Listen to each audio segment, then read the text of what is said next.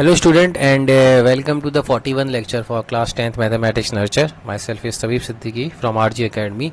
और जैसा कि आपको पता है कि we are covering a chapter called arithmetic progression our in last session. Last class में हमने इसको डन किया था, फिनिश किया था, उसमें और कुछ भी डाउट्स नहीं आए थे. जूम सेशन के थ्रू भी हमने काफ़ी डाउट्स क्लियर किए हैं. एपी के पर्सनल जूम सेशन भी हमने काफ़ी लिए हैं. एपी के बहुत सारे बच्चों ने एपी जब हमारा कॉर्डिक क्वेश्चन चल रहा था तभी स्कूल में पढ़ लिया था, तो उस टाइम भी हमने डाउट्स लिए थे. तो मुझे लगता है कि अरिथमेटिक प्रोग्रेशन हमारा डन है, इसमें ज़्यादा मेहनत करने की हमें ज़रूरत नहीं है. और भी अगर फिर भी कोई क्वेश्चंस आपके दिमाग में हैं ऐसे एपी के जो आपको लगता है कि मैंने लिए नहीं है या मैं भूल गया हूँ या आरडी में है या स्कूल में है या किसी भी एनी टाइप ऑफ क्वेश्चन जो एपी का ऐसा हो जो आपको लग रहा है कि करना था सर लेकिन किया नहीं हमने, तो वो आप मुझे बताएं, है ना, उसको हम ले लेंगे. तो आई थिंक ये कहाँ गायब हो गया, हाँ लिखा हुआ है. तो इसमें आप ये कर सकते हैं कि एपी का जो क्वेश्चन है उसके लिए मैंने आपको जो टेक्निक बताई है वही आप इस्तेमाल करिएगा, ठीक है ना. तो एग्जाम्पलर वगैरह आरडी वगैरह के भी क्वेश्चन ले सकते हैं. Now we are going to start. हमारा आज का जो टारगेट है, मैंने जो लेक्चर हम स्टार्ट करना चाहते हैं कि एपी के बाद जो मैंने आपको बोला था कि ट्रायंगल्स लेंगे. अच्छा, एपी के पॉइंट ऑफ व्यू से भी आप ये बात याद रखिएगा कि एपी एक इम्पॉर्टेंट चैप्टर है ना.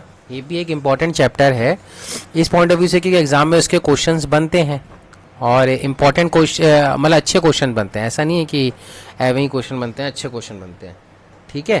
तो इसी तरह ये जो चैप्टर ट्रायंगल्स है ये ज्योमेट्री के अंदर आता है, ठीक है. तो ज्योमेट्री के अंदर अगर ये चैप्टर आता है तो ज्योमेट्री के अंदर सर्कल्स भी आता है, कंस्ट्रक्शन भी आता है और हमारा ये भी आता है, क्या बोलते हैं, ट्रायंगल्स भी आता है. तो ज्योमेट्री के अंदर ये सारे चैप्टर्स आपके आते हैं, ठीक है.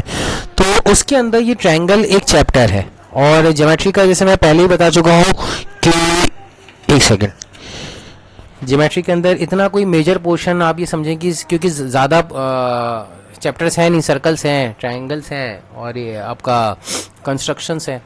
तो कंस्ट्रक्शन तो बहुत इजी चैप्टर है, तो वो तो मतलब ये समझ लिए कि बहुत आसानी से हो जाएगा. सर्कल भी इस बार जो हमारा क्लास 10th का सर्कल है वो उतना डिफिकल्ट नहीं है.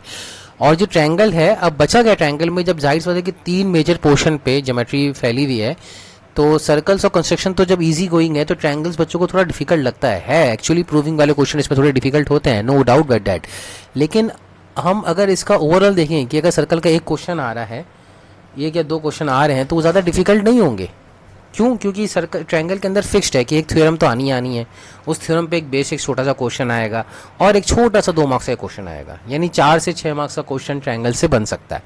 तो 4 से 6 मार्क्स के लिए भी मैं आपको बताऊँ 3 मार्क्स तो कन्फर्म है, 3 मार्क्स आपके आ ही जाएंगे. तो ये आपको ट्रायंगल्स की कहानी रही. अच्छा, इसके अंदर जो मैं आपको कह रहा हूँ कि जो थ्योरम है वो तो रटनी है. मैं आपको बता दूंगा कि कौन कौन सी थ्योरम आपको रटनी है, कौन कौन सी थ्योरम आपको ये इंपॉर्टेंट है बोर्ड पॉइंट ऑफ व्यू से. वो सारी चीज़ें आपको दिमाग में रख लेनी है, ठीक है. तो अब हम स्टार्ट करते हैं ट्रायंगल्स को. तो ट्रायंगल्स के अंदर आप नोटिस करें कि क्लास 9 की नॉलेज लेते हुए ट्रायंगल्स को अगर याद रखें तो एक हमने पढ़ा तो कॉन्ग्रुएंट ट्रायंगल. याद है कॉन्ग्रुएंट ट्रायंगल का मतलब क्या होता है? कॉन्ग्रुएंट ट्रायंगल का मतलब होता है कि 2 ट्रायंगल आपस में बिल्कुल एक जैसे हैं, same, exactly copy, xerox copy. जैसे कि अगर एक ABC ट्रायंगल है और दूसरा एक PQR एक ट्रायंगल है, और अगर मैं ये कह रहा हूँ कि ये दोनों ट्रायंगल कॉन्ग्रुएंट है तो लिखते कैसे थे इसको? Triangle ABC is congruent to triangle PQR. और इसका मतलब क्या होता था? इसका मतलब ये होता था कि जो कॉरस्पॉन्डिंग साइड्स हैं, है ना, वो कॉरस्पॉन्ड दूसरे ट्रायंगल के कॉरस्पॉन्डिंग साइड्स और कॉरस्पॉन्डिंग एंगल के इक्वल होंगी. ये बहुत इंपॉर्टेंट बात है, कॉरस्पॉन्डिंग. यानी अगर मैं बोल रहा हूँ कि इधर से AB ले रहा हूँ शुरू के 2 वर्टिसेस, तो उधर से भी शुरू के 2 वर्टिसेस लूँगा तो PQ के बराबर होगा. बात समझ रहे? इसी तरह अगर मैं BC ले रहा हूँ लास्ट के 2 वर्टिसेस, तो उधर से भी लास्ट के 2 वर्टिसेस लूँगा. फिर अगर मैं ऐसे जा रहा हूँ तो ये भी ऐसे ही जाएगा, यानी AC is equals to PR होगा, ठीक है. ये सारी चीज़ें हैं और कॉरस्पॉन्डिंग एंगल भी बराबर होंगे. यानी आप ये कह सकते हो कि एंगल A जो है एंगल P के बराबर होगा, एंगल B जो है एंगल Q के बराबर होगा और एंगल C जो है एंगल R के बराबर होगा. ये चीज़ आपको जो लिखना होता है ना, कॉन्ग्रुएंट एंगल का जो एक्चुअली स्पेसिफिकेशन है वो बहुत इंपॉर्टेंट तरीके से हम लिखेंगे, है ना. ऐसा नहीं है कि ऐसे ही कर देंगे. यानी इसका मतलब ये है कि ट्रायंगल ABC तो ABC की तरह लिखा जा सकता है, PQR को तो आप और भी तरीके से लिख सकते हैं ना. पी क्यू आर को आप लिख सकते हैं क्यू पी आर, ऐसे भी लिख सकते हैं। तो अगर ये पी क्यू आर है, ये ट्रायंगल पी क्यू आर जो है, ये P Q R A B C P Q R के अगर कॉन्ग्रेंट है तो क्यू पी आर के कॉन्ग्रेंट नहीं होगा ये। हालांकि पी क्यू आर और क्यू पी आर दोनों एक ही ट्रायंगल हैं, लेकिन कॉन्ग्रेंट नहीं होंगे आपस में, क्योंकि ये कॉन्ग्रेंसी ये कॉन्ग्रेंसी बिल्कुल डिफरेंट है। ये कॉन्ग्रेंसी क्या कह रही है कि ए बी और क्यू पी आर बराबर है। यहाँ पे क्या आता है कि ए बी और पी क्यू बराबर है। बात समझ रहे हैं? इस कॉन्ग्रेंसी से आएगा कि ए बी और क्यू पी बराबर है, बी सी और पी आर बराबर है, और ए सी और क्यू पी क्यू आर बराबर है, और एंगल ए क्यू के बराबर आ रहा है, यहाँ पे एंगल ए पी के बराबर आ रहा है। तो ये कॉरस्पॉन्डिंग का फर्क होता है, ये कॉरस्पॉन्डिंग का फर्क होता है। समझ रहे? कॉरस्पॉन्डिंग कहते कैसे हैं कि ट्रायंगल का नेमिंग आपने कैसे करी है, उससे कॉरस्पॉन्डिंग में बहुत ज़्यादा डिफरेंस आ जाता है। तो ये बहुत आराम से समझना, ये चीज़ के लिए आप जितना आप मुझे बोल सको, जितना आप मुझसे डाउट पूछ सको जूम के थ्रू पूछ सको, या फिर कॉल करके पूछ सको, जितना आप मुझसे पूछ सकते हो उतना वेल एंड गुड है। क्योंकि ये ही कंसेप्ट मैंने स्टार्ट में आपको समझा दिया है, क्योंकि आगे जाके हम ये कंसेप्ट यूज़ करेंगे, और ये कंसेप्ट क्लास 9 का है, इसलिए मैंने ट्रायंगल चैप्टर स्टार्ट करने से पहले ही ये वाला कंसेप्ट मैंने बता दिया। ये कॉरस्पॉन्डिंग पार्ट कहते कैसे हैं, सीपीसीटी करके आपने पढ़ा होगा आपने क्लास 9 में, corresponding part of A congruent triangle, ये इक्वल होते हैं। तो कॉरस्पॉन्डिंग पार्ट कहते कैसे हैं, वो ट्रायंगल के नेम के स्पेसिफिकेशन पे डिपेंड करता है, ठीक है। और ट्रायंगल का नाम तो कैसे भी लिख सकते हो, ट्रायंगल पी क्यू आर और क्यू पी आर एक ही बात है, लेकिन जब हम ट्रायंगल को कॉन्ग्रुएंट लिखते हैं ना, तो ऐसे नहीं लिखेंगे, वो देखना पड़ेगा कि एक्चुअल में ट्रायंगल कौन से किसके कॉन्ग्रुएंट है। यही चीज़ हमारे सिमिलर ट्रायंगल के बेस पे आती है, ठीक है। सिमिलर ट्रायंगल जो होता है वो इस चैप्टर में हम डील करेंगे ट्रायंगल्स। इस चैप्टर के अंदर सिमिलर ट्रायंगल हमारा एक चैप्टर आएगा या टॉपिक आएगा, उसमें हम यही चीज़ यूज़ करेंगे कि हम ट्रायंगल का जो नाम है वो अच्छे स्पेसिफिकेशन से यूज़ करेंगे, ठीक है। तो अब आगे बढ़ते हैं, फॉर्मली हम ट्रायंगल को स्टार्ट कर लेते हैं। तो ट्रायंगल कहते किसे हैं? ट्रायंगल कहते हैं कि any polygon which has 3 sides and 3 vertices is known as triangle, ठीक है, उसको ट्रायंगल कह देते हैं। अब इसमें टाइप्स है, ये सब आपको पहले से ही पता होगा, ये just for the sake of completion मैं इसको ले रहा हूँ कि ट्रायंगल्स में 3 टाइप्स होते हैं जो एंगल्स के बेस पे डिसाइड करते हैं। कि एक तो होता है कि एक्यूट एंगल ट्रायंगल, यानी तीनों एंगल 90 डिग्री से कम हो। एक ऑब्ट्यूज होता है कि यानी कम से कम एक एंगल 90 डिग्री से ज़्यादा, और एक ही एंगल 90 डिग्री से ज़्यादा होगा। यानी अगर किसी ट्रायंगल के अंदर एक एंगल 110 है तो दूसरा एंगल 90 डिग्री से ज़्यादा हो ही नहीं सकता है, क्योंकि तीनों एंगल का सम 180 डिग्री होना चाहिए। बात समझ रहे हैं मैं क्या कह रहा हूँ? यानी अगर एक किसी ट्रायंगल के अंदर 3 एक्यूट एंगल हो सकते हैं क्या? बिल्कुल हो सकते हैं, है ना। एक 45 ले लो, दूसरा 45 ले लो, तीसरा 90 ले लो, तीनों एक्यूट एंगल है। जैसे एक 60 ले लो, एक 50 ले लो, तो 60 + 50 कितना 110, तो तीसरा कितना हो जाएगा 70, तो तीनों 90 एक्यूट एंगल है। लेकिन किसी ट्रायंगल के अंदर एक से ज़्यादा ऑब्ट्यूज हो सकता है क्या? बिल्कुल नहीं हो सकता है, एक से ज़्यादा ऑब्ट्यूज हो ही नहीं सकता, क्योंकि जैसे ही अगर आप एक से ज़्यादा ऑब्ट्यूज बनाने की कोशिश करोगे तो ट्रायंगल अपना एंगल सम प्रॉपर्टी को फेल कर जाएगा, है ना। जैसे कि मैंने बताया कि एक एंगल अगर 110 है तो बाकी दो का सम अपने आप 70 डिग्री आएगा, तो जाहिर सी बात है कि ऑब्ट्यूज तो हो ही नहीं सकता है। दो का सम 70 डिग्री आ रहा है, वो भी 90 से कम, तो हो ही नहीं सकता, ठीक है ना। और तीसरी कैटेगरी होती है राइट एंगल ट्रायंगल की, यानी एक एंगल कंफर्म 90 डिग्री है तो बाकी दो का सम कितना होगा 90, ठीक है। तो इस तरह से ये करना आता है। दूसरा हमारा कंसेप्ट बेस होता है कि हम ट्रायंगल का क्लासिफिकेशन करें बेस्ड ऑन द साइड, ठीक है ना, based on the sides classification करें। एक तो होता है कि तीनों साइड्स अनइक्वल हुई, ऐसे triangle length of all sides are unequal, are not equal, ठीक है, length of all sides are not equal, ये ऐसे इस ट्रायंगल को हम कहते हैं स्केल एंड ट्रायंगल, ठीक है। और दूसरा होता है आइसोसेलेस ट्रायंगल, इसमें होता है कि लेंथ ऑफ जो दो साइड्स हैं वो इक्वल हैं, कोई भी दो साइड्स होगी ना ट्रायंगल की वो इक्वल होंगी। और एक तीसरा होता है इक्विलेटरल ट्रायंगल, इसका मतलब होता है कि लेंथ तीनों ट्रायंगल की साइड्स इक्वल होगी, length of all 3 sides are equal, ठीक है। तो इसको हम कह देते हैं equilateral triangle, sorry equilateral triangle मतलब क्या है? Length of all sides are equal, ठीक है। इस तरह से हमें करना होता है चीज़ों को। तो ये चीज़ भी आपको समझ में आ गई होगी, ये पहले से ही हम पढ़ते चले आ रहे हैं। अब आ जाते हैं, ये कुछ एक्स्ट्रा चीज़ें हैं, just for the sake of knowledge मैंने इसको लिया है ताकि कल को कुछ ये चीज़ें जब कहीं इस्तेमाल हो, किसी क्वेश्चन में इस्तेमाल हो। हालांकि एनसीईआरटी में तो कहीं भी इस्तेमाल नहीं की गई है, सेंट्रॉइड तो भले ही इस्तेमाल किया गया है, लेकिन ये incentre, orthocentre, circumcentre, ये सारी चीज़ें इस्तेमाल नहीं की है। लेकिन फिर भी for the sake of competition हम इसको ले रहे हैं, और आपको ये पता होना चाहिए। कल को ये पूछ लिया आपने ट्रायंगल पढ़ लिया, लेकिन आपको ये नहीं पता कि ट्रायंगल के सेंटर्स क्या होते हैं।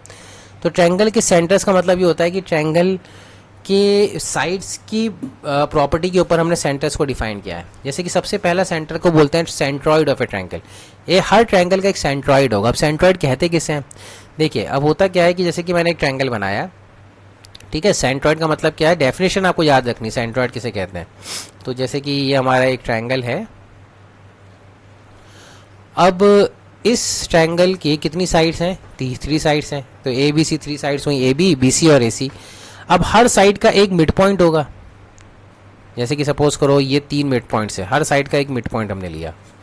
तो ये हमने ले लिया डी, ये हमने ले लिया ई, ये हमने ले लिया एफ। ठीक है, तो जब हम इस मिड पॉइंट को इसके अपोजिट वर्टिसेस से ज्वाइन करते हैं तो क्या मिलता है हमें? मीडियन। ए ई को हम बोलते हैं, ए ई का नाम है मीडियन। ए ई को हम क्या बोलते हैं? मीडियन। क्या किया हमने? पहले ट्रायंगल बनाया, हर ट्रायंगल की 3 साइड्स हैं, तो 3 साइड्स का जो मिड पॉइंट है उसको मार्क किया। वो तो आप कर सकते हो स्केल लेके। मान लो ये 8 सेंटीमीटर की लाइन है तो 4 सेंटीमीटर हमने एक पॉइंट मार्क कर दिया। ये 10 सेंटीमीटर की लाइन है तो 5 पे मार्क कर दिया। ये 12 की है तो हमने 6 पे मार्क कर दिया। अब ये जो मिड पॉइंट्स आए हैं ना, हमने इसको वर्टिसेस से ज्वाइन किया। तो जो वर्टिसेस से और मिड पॉइंट ज्वाइंट हो रहा है उसको हम क्या नाम देते हैं? मीडियन। क्या बोलते हैं इसको? मीडियन। और ये जो 3 मीडियन आएंगे, इन तीनों मीडियन का इंटरसेक्शन पॉइंट होता है हमारा सेंट्रॉइड। ये जो 3 मीडियन आ रहे हैं ना, इन तीनों मीडियन का इंटरसेक्शन पॉइंट क्या होता है? सेंट्रॉइड। इसको जी से डोनेट करते हैं। यानी जो यहाँ पे ये तीनों मीडियन कहाँ पे इंटरसेक्ट कर रहे हैं? इस पॉइंट पे इंटरसेक्ट कर रहे हैं। तो इस पर्टिकुलर पॉइंट को अपन क्या बोलते हैं? सेंट्रॉइड। सेंट्रॉइड का मतलब क्या होता है? मीडियन का इंटरसेक्शन पॉइंट, और इसको हम कैपिटल जी से रिप्रेजेंट करते हैं। ठीक है, ये पहला सेंटर ऑफ ए ट्रायंगल है। सेंट्रॉइड का मतलब क्या हुआ? Intersection point of A all 3 medians. तो किसी 2 मीडियन का भी इंटरसेक्शन वहीं पे इंटरसेक्ट करेगा। तीसरा लाजिमन है, मतलब कंपलसरी है कि वो वहाँ पे ही आगे इंटरसेक्ट करेगा, उसी पॉइंट पे आके इंटरसेक्ट करेगा। ठीक है, तो होपफुली ये चीज़ समझ में आई होगी। तो ये डेफिनेशन आप याद रख लो। अगर आपको क्लियर नहीं है तो एक बार पॉज करो और फिर से रिवाइंड करके सुनो। The point of intersection of the medians of 3 sides of the triangle is the centroid of the triangle. It will always inside of the triangle. ये भी एक स्पेशल प्रॉपर्टी है कि सेंट्रॉइड जो है ना, वो हमेशा ट्रायंगल के अंदर ही बनेगा, चाहे कुछ भी हो जाए। बाकी हो सकता है कि कोई दूसरा सेंटर ट्रायंगल के बाहर लाई कर रहा हो, वो हम देखेंगे बाद में, लेकिन सेंट्रॉइड की तो ये खासियत है कि वो ट्रायंगल के अंदर ही रहता है। नाउ नेक्स्ट पार्ट आ जाते हैं incentre of a triangle. Incentre का मतलब क्या होता है ये भी समझ लेते हैं। अब देखो एक चीज़ होती है, जैसे कि हमने ये ट्रायंगल बनाया, ये सारी चीज़ें मैं just for the sake of compression कर रहा हूँ, ये हमारे बोर्ड पॉइंट ऑफ व्यू से इतना इंपॉर्टेंट नहीं है, लेकिन कभी कभी कई नाम आ जाते हैं कि incentre of a triangle, centroid of a triangle, median of a triangle. वो सारी चीज़ें फिर बच्चों को दिक्कत करती है उस टाइम कि सर ये क्या होता है। तो इसलिए मैं पहले ही चीज़ें समझा रहा हूँ। आपको एनसीईआरटी में इन सब ये चीज़ें नहीं मिलेंगी। ठीक है, अब देखो ये क्या है कि एक ट्रायंगल एबीसी है, इसके अंदर कितने एंगल हैं? 3 एंगल्स हैं। जैसे वहाँ पे साइड्स थी, साइड्स का मिड पॉइंट को ज्वाइन करते थे तो क्या मिलता था हमें? मीडियन मिलता था। और यहाँ पे क्या है? एंगल्स हैं, यहाँ पे भी 3 एंगल्स हैं। अब इन एंगल का मिड पॉइंट तो होता नहीं, एंगल का मिड पॉइंट नहीं होता, तो फिर क्या बोलते हैं? एंगल के मिड पॉइंट को अपन बोलते हैं बाइसेक्टर ऑफ एंगल। क्या बोलते हैं? किसी भी एंगल के बाइसेक्टर, यानी एंगल का साइड का आधा तो मिड पॉइंट हो गया, लेकिन एंगल का आधा क्या होगा? बाइसेक्टर। तो एंगल के आधे को हमने बोला bisector of any angle, bisector of interiors of angle. तो जैसे सपोज करो एंगल ए है, ठीक है ना, ये 60 डिग्री है, तो इसको बाइसेक्ट करना तो बहुत आसान है। कैसे करते हैं इसका बाइसेक्ट? यानी एक आर्क खींची, ए पे कंपास रख के हमने एक आर्क खींची, और यहाँ पे कंपास रख के इसको इधर कट किया, यहाँ से इसको इधर कट किया, तो ये जो हमारा आएगा ना, ये एंगल बाइसेक्टर आएगा। तो इसको हमने ऐसे ज्वाइन कर दिया। बात समझ रहे हैं? ये क्या हुआ? हमारा एंगल बाइसेक्टर। ठीक है, ये भी क्लियर हो गया होगा। ये हमारा ए ई क्या हुआ? Angle bisector of angle A. A E is the angle bisector, A is the angle bisector of angle A. तो A E is the angle bisector of angle A. A is angle bisector of angle A. तो अब इसी तरह angle B का भी एक angle bisector होगा। तो हम ऐसा करते हैं कि बी पे कंपास का पॉइंट रखेंगे, इसमें एक आर्क खींचेंगे, और फिर यहाँ पे रख के एक आर्क, और यहाँ पे रख के दूसरी आर्क। तो एंगल बी का भी हमारा एक एंगल बाइसेक्टर बनेगा। तो इसको हमने ज्वाइन किया यहाँ से, तो ये हमारा एंगल बी का एंगल बाइसेक्टर हो गया। ठीक है, तो ये हो गया सपोज करो एफ, तो ये हो जाएगा B F is angle bisector of angle B. ठीक है, इसी तरह हमने सी को बाइसेक्ट किया। सी को कैसे बाइसेक्ट करेंगे, एक आर्क खींचेंगे सी पे कंपास का पॉइंट रख के, फिर यहाँ पे पॉइंट रखेंगे और वहाँ पे एक आर्क खींचेंगे और फिर यहाँ पे एक पॉइंट रखेंगे, यहाँ पे एक आर्क खींचेंगे। ठीक है, तो यहाँ पे हमने एंगल सी को बाइसेक्ट किया, तो ये इसको ज्वाइन करेंगे तो ये एंगल बाइसेक्टर सी आ जाएगा। ठीक है, तो ये जो तीनों पॉइंट यहाँ पे इंटरसेक्ट कर रहे हैं ना, इस पॉइंट को अपन बोलते हैं इन सेंटर। क्या बोलते हैं, इन सेंटर। वैसे तो ये लिख लो आप चाहो तो, जस्ट फॉर द नॉलेज, ये अपने नोट्स में लिखना आप सबको, है ना। C F is the angle bisector, C F is the angle bisector of angle C. तो ये जो तीनों पॉइंट है ना, तीनों पॉइंट के इंटरसेक्शन पॉइंट जो आ रहा है, जैसे मीडियन का इंटरसेक्शन पॉइंट क्या कहला रहा था, सेंट्रॉइड, इसी तरह ऑल थ्री पॉइंट्स का इंटरसेक्शन पॉइंट क्या कहलाएगा, इन सेंटर। तो ये एंगल बाइसेक्टर का जो इंटरसेक्शन पॉइंट है, जिसको हमने कैपिटल आई से नाम दिया, इसका नाम होता है इन सेंटर ऑफ ए ट्रायंगल। ये बाहर भी हो सकता है, अंदर भी हो सकता है, डेट डिपेंड्स, है ना। ये ट्रायंगल के अंदर भी हो सकता है, बाहर भी हो सकता है। ऑब्ट्यूज एंगल के अंदर हो सकता है कि बाहर भी चला जाए, वो डिपेंड करेगा। लेकिन फिलहाल के लिए इससे कोई मतलब नहीं कि बाहर है कि अंदर, लेकिन ये पता होना चाहिए कि क्या मतलब है इसका। तो एंगल बाइसेक्टर का क्या मतलब हुआ, एंगल बाइसेक्टर के इंटरसेक्शन पॉइंट से क्या मिला हमें, इन सेंटर। नहीं समझ में आया है तो एक बार देख लीजिएगा वापस से रिवाइंड करके। ठीक है, the point of intersection of angle bisector of three angles of a triangle is called incentre of that triangle. It is the point where circle is inscribed in a triangle. ये आप छोड़ सकते हो, ये हम circle जब पढ़ेंगे तो और आ जाएगा। यानी इस इन सेंटर को पॉइंट रखते हुए और आई ई, यानी इसको रेडियस मानते हुए, आई ई ये रेडियस है ना, जैसे आई को सेंटर मानते हुए और आई ई को रेडियस मानते हुए अगर आप एक सर्कल ड्रॉ करोगे तो एक सर्कल बनेगा जो इन तीनों साइड को टच करता हुआ जा रहा होगा, इसलिए इसको इन सेंटर कहा जाता है। ठीक है ना, एक सर्कल का सेंटर। तो यहाँ पे ये जो आई ई बन रहा है वो आई एफ के बराबर आ रहा है, और ये डी है, सॉरी सपोज करो ये डी है, तो ये आई डी के भी बराबर आ रहा है। तो ये तीनों पॉइंट इक्वल आ रहे हैं, इसको बोलते हैं अपन इन रेडियस। क्या बोलते हैं, इन रेडियस। ठीक है ना, अगेन आई एम रिपीटिंग, मैं होल थिंग में वापस से बता रहा हूँ। हमारे पास एक ट्रायंगल एबीसी था, उस ट्रायंगल एबीसी के तीन एंगल्स थे, उन तीनों एंगल को हमने बाइसेक्ट किया, यानी आधा आधा वो किया। ठीक है, उन तीनों एंगल का एंगल बाइसेक्टर बनाया। जहां पे जिस पॉइंट पे एंगल बाइसेक्टर इंटरसेक्ट करता है उस पॉइंट को हमने नाम दिया capital I, that is donated as incentre of a triangle. Incentre की एक खास प्रॉपर्टी होती है जो हम सर्कल में भी पढ़ेंगे, कि इन सेंटर को जो साइड है ना, ये इन सेंटर है और ये साइड है, तो इसको आप ज्वाइन करोगे, यानी इसको रेडियस में मानोगे, तो अगर आप इसको रेडियस मानते हुए एक सर्कल ड्रॉ करते हो तो वो तीनों साइड को टच करता हुआ एक सर्कल बनेगा, और जिसका रेडियस जो होगा वो इन सेंटर से डिस्टेंस होगा साइड का, परपेंडिकुलर डिस्टेंस, ये हमारा रेडियस आर होगा। ठीक है, होपफुली ये थोड़ा बहुत आपको समझ में आया होगा। लेकिन अगर फिर भी ये लास्ट वाली चीज, सर्कल वाली चीज समझ में नहीं आई तो उसको स्किप कर सकते हो।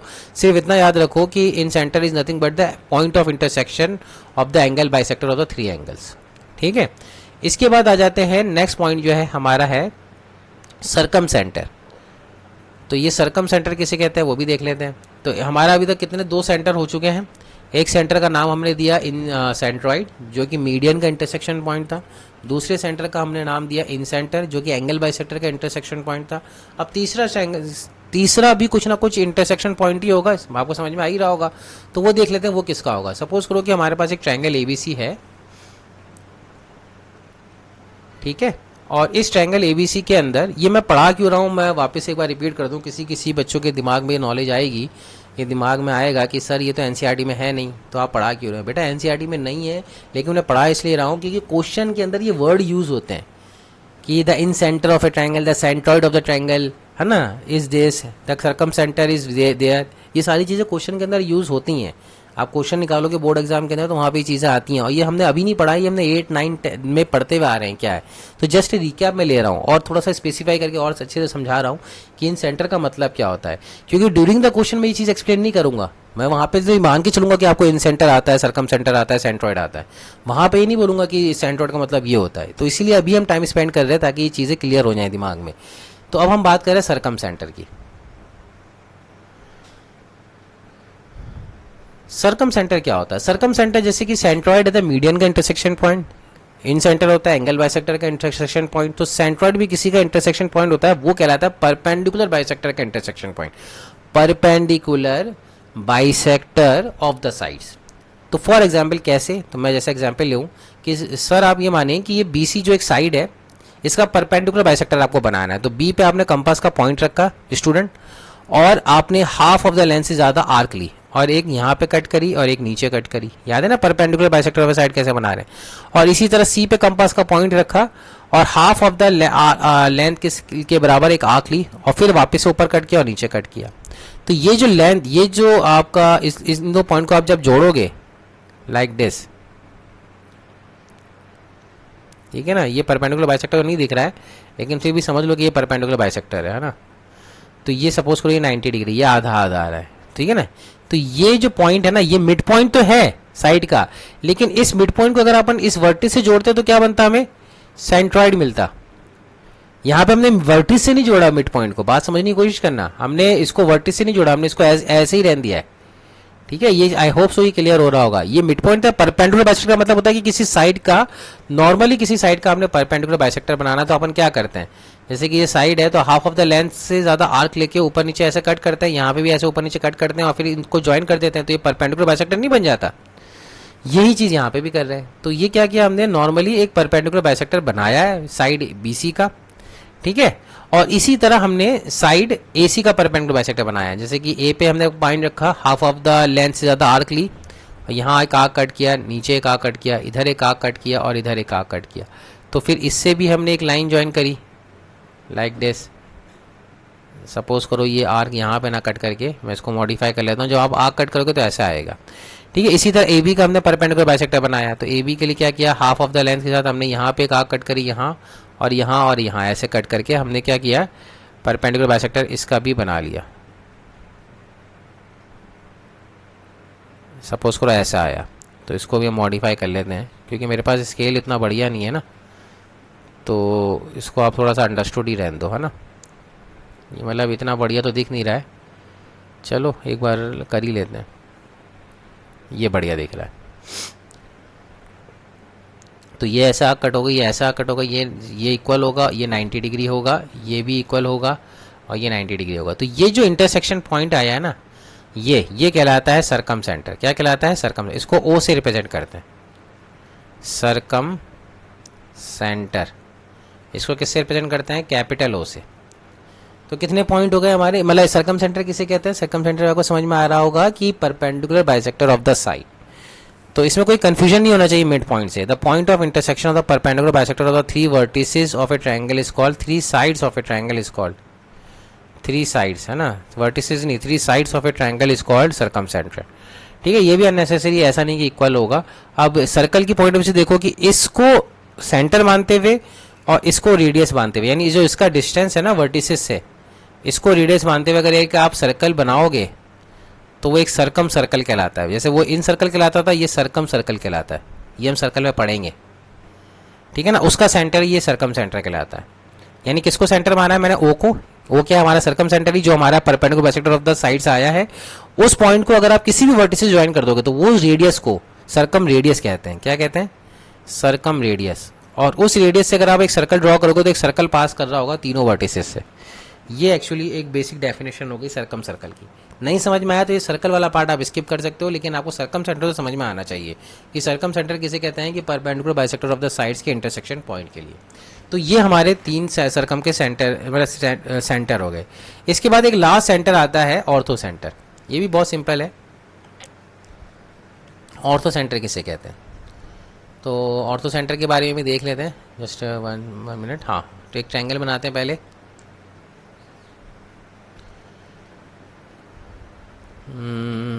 सॉरी,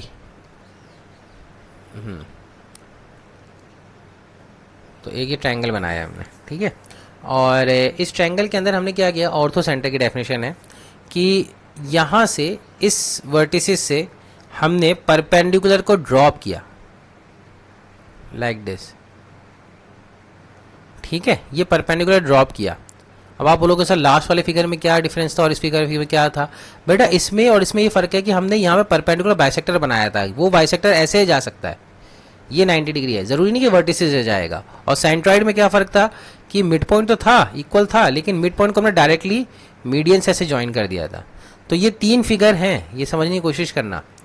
ये तीन फिगर हैं। एक तो हमने वर्टिसेस से सीधा परपेंडिकुलर ड्रॉप किया है, वो जरूरी नहीं है कि वो उसको बाइसेक्ट ही कर रहा होगा, है ना, अपोजिट साइड को बाइसेक्ट ही कर रहा होगा, बीसी को बाइसेक्ट ही कर रहा होगा, आधे में डिवाइड कर रहा होगा, ये जरूरी नहीं है। अगर कर रहा होगा तो यानी वो जो इसको ऑल्टीट्यूड बोलते हैं, क्या बोलते हैं, ये जो ए ई हमने बनाया है ये ऑल्टीट्यूड कहलाता है। किसी भी ट्रायंगल का ऑल्टीट्यूड क्या होता है कि एक वर्टिस लो, उस वर्टिस से आप परपेंडिकुलर ड्रॉप करो तो ये ऑल्टीट्यूड कहलाता है। ये लाइन जो कहलाती है ऑल्टीट्यूड ऑफ ए ट्रायंगल कहलाती है। क्या कहलाती है स्टूडेंट? ऑल्टीट्यूड। तो ये भी आपको वर्ड नजर आएगा कई बार क्वेश्चंस में कि altitude of a triangle is this that, है ना। तो ऑल्टीट्यूड क्या कहलाती है?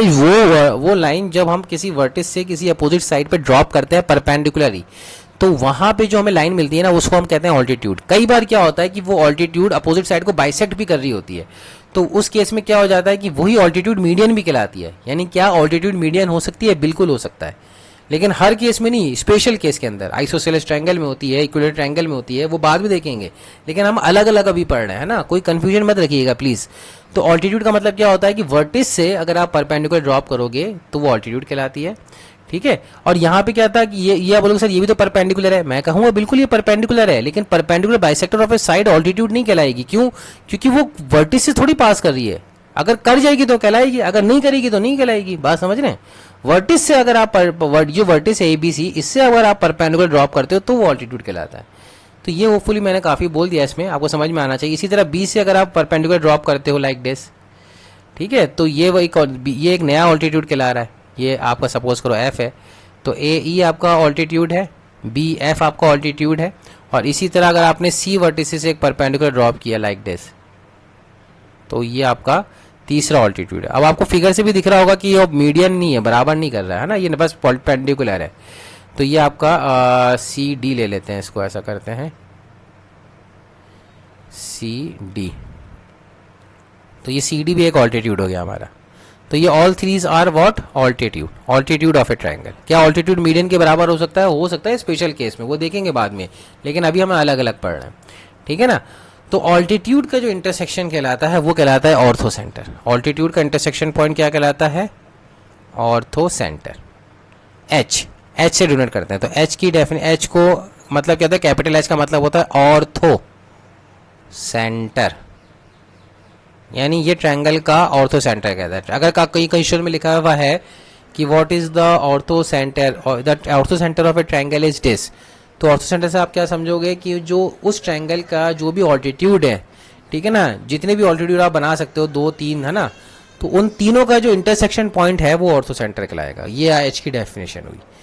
तो I hope so I am very much clear in explaining all the centres of the triangles. ये आपके लिए काफ़ी होगा। आज हमने काफ़ी टाइम इस पर स्पेंड किया है, तो हम एक बार जल्दी से क्विक रिकैप कर लेते हैं। जी, ठीक है, एच ओ और आई, जी एच ओ और आई, तो ये हमारे पास ये 3 सेंटर्स ऑफ ए ट्रायंगल है ना। एक बार मैं इसको मिटा के लिख लेते हैं। तो ये है, सॉरी, जी एच ओ और आई। तो जी क्या होता है? ये सेंट्रॉइड कहलाता है। सेंट्रॉइड का मतलब क्या होता है? मीडियन का इंटरसेक्शन पॉइंट। मीडियन का मतलब क्या है कि साइड का मिड पॉइंट को वर्टिस से ज्वाइन करोगे तो आपको मीडियन मिलेगा, है ना। मेरी लैंग्वेज पे ध्यान रखें। मीडियन का मतलब क्या होता है? साइड का मिड पॉइंट को आप वर्टिस से ज्वाइन करोगे तो आपको ऐसे 3 साइड हैं, तो ऐसे 3 मीडियंस मिलेंगे आपको। तो उनका इंटरसेक्शन पॉइंट को सेंट्रॉइड कैसे रिप्रेजेंट करते हैं? जी से। इसके बाद आता है ऑर्थो सेंटर। ऑर्थो सेंटर किसे कहते हैं? ऑर्थो सेंटर कहते हैं एच को, कैपिटल एच को। इसका मतलब होता है कि ऑल्टीट्यूड का इंटरसेक्शन पॉइंट। अब आप बोलोगे सर ऑल्टीट्यूड क्या होता है? तो मैं बता दिया है कि वर्टिस से, जो ट्रायंगल की जो वर्टिस है उससे अगर आप अपोजिट साइड में परपेंडिकुलर ड्रॉप करते हो तो आपको क्या मिलती है? जो साइड मिलती है, जो लाइन मिलती है, वो क्या कहलाती है? ऑल्टीट्यूड कहलाती है। ऐसे 3 ऑल्टीट्यूड होंगे, उन तीनों का इंटरसेक्शन पॉइंट क्या कहलाता है? Ortho centre. फिर कहलाता है सरकम सेंटर। अब आप बोलोगे सर सरकम सेंटर क्या होता है? सरकम सेंटर के डेफिनेशन मैंने बताई थी कि परपेंडिकुलर बाइसेक्टर ऑफ साइड्स, ये अलग है। यानी हर ट्रायंगल की 3 साइड्स होगी, उन तीनों साइड का परपेंडिकुलर बाइसेक्टर अगर बनाओगे तो जहां पे वो तीनों इंटरसेक्ट करता है उसको अपन ऑर्थो सेंटर बोलते हैं, उसको कैपिटल ओ से नाम देते हैं। और इसी तरह लास्ट में हमारा एक इन सेंटर है। इन सेंटर किसे कहते हैं स्टूडेंट? इन सेंटर कहते हैं कि angle, intersection point of angle bisector. Angle bisector क्या है कि हर ट्रायंगल के 3 एंगल होंगे, उन तीनों एंगल का बाइसेक्टर बनाओगे और वो जो बाइसेक्टर जिस पॉइंट पे इंटरसेक्ट करोगे उसको हम क्या बोलते हैं? Angle bisector. सॉरी, इन सेंटर, जिस पॉइंट पे इंटरसेक्ट कर रहे हैं। अब एक लास्ट चीज़ है, बस ये चीज़ को बता के हम लेक्चर को फिनिश करते हैं कि ये जो H होता है, G होता है, O होता है, ये जो ट्रायंगल के 3 सेंटर्स है ना, ये ट्रायंगल के 3 सेंटर्स हैं, ये तीनों पॉइंट कोलिनियर होते हैं। ये भी याद रखो पहली चीज़ तो, यानी एक लाइन पे लाई कर रहे होंगे। जैसे कि एक ट्रायंगल है, सपोज करो ऑर्थो सेंटर यहाँ आ रहा है, G यहाँ आ रहा है, O यहाँ आ रहा है, तो ये इस तरह से कोलिनियर पॉइंट होंगे। और अगर ये कोलिनियर है तो जो G है वो इसको 2:1 के रेशियो में डिवाइड कर रहा होगा। ये समझ में आया आपको होपफुली। यानी पहली बात तो ये है कि ऑर्थो सेंटर, सेंट्रॉइड और circum centre of any triangle will be collinear, ठीक है ना। और अगर ये कोलिनियर है तो इनका जो सेक्शन फॉर्मूला वाला रेशियो होता है वो ये होता है कि सेंट्रॉइड जो होता है ऑर्थो सेंटर और सर्कम सेंटर को 2:1 के रेशियो में डिवाइड कर रहा होता है। ये प्रूफ हम नहीं पढ़ेंगे, प्रूफ हम हायर क्लासेस में पढ़ेंगे, लेकिन फिलहाल आपको ये याद रखना है कि HGO, आप उसको ऐसे याद रखो, HBO एक चैनल था तो HGO करके याद रखो। तो HGO इसके बीच में 2:1 का रेशियो होता है। यानी अगर G के कोऑर्डिनेट्स पता है, ठीक है ना, तो अपन H और O के कोऑर्डिनेट निकाल सकते हैं। थोड़ा बहुत कोऑर्डिनेट ज्योमेट्री हमने पढ़ रखी क्लास 9 की, तो उससे बता रहा हूँ मैं, 2:1 के रेशियो में डिवाइड करता है। और ये लास्ट वाला पॉइंट हम अपन ना वापस एक बार हम क्या बोलते हैं, इस पॉइंट को आप स्किप कर सकते हो, स्किप दिस पर्टिकुलर पॉइंट। जब हम कोऑर्डिनेट ज्योमेट्री अच्छे से एक बार पढ़ लेंगे, वापस से रिवाइज कर लेंगे, सब कुछ कर लेंगे, तो हम इस पॉइंट पे आएंगे। फिलहाल तो आप इतना तो याद रखो प्लीज, है ना, कि G किसे कहते हैं, H किसे कहते हैं, O किसे कहते हैं, I किसे कहते हैं, ये आप स्किप कर दो।